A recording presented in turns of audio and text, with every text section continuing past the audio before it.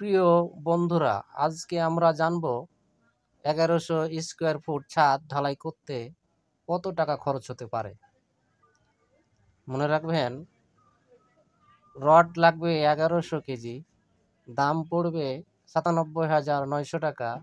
Cement লাগবে ৯২ বস্তা, খরচ প্রায় ৫০,৪০০ টাকা।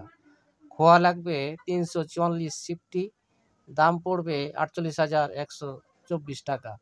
বালি ২ ধরনের, লাল ও সাদা, মিলিয়ে মোট খরচ ২১,১৯৬ টাকা। মিস্ত্রি ও লেবার ১১৫ টাকা স্কোয়ার ফুট হিসেবে মোট ১,২৬,০০০ টাকা। আরও আছে ভাড়া ও পানি নাস্তা ১,০০০ টাকা। সব মিলিয়ে খরচ প্রায় ৩,৪৫,০০০ টাকা। ভিডিওটি ভালো লাগলে লাইক করুন, শেয়ার করে সবার মাঝে পৌঁছে দিন। আরও বাস্তব হিসাব জানতে জাহাঙ্গীর কনস্ট্রাকশন চ্যানেলটি সাবস্ক্রাইব করে রাখুন। আর ফেসবুক পেজ থেকে দেখে থাকলে পেজটি ফলো করে পাশে থাকুন। ধন্যবাদ।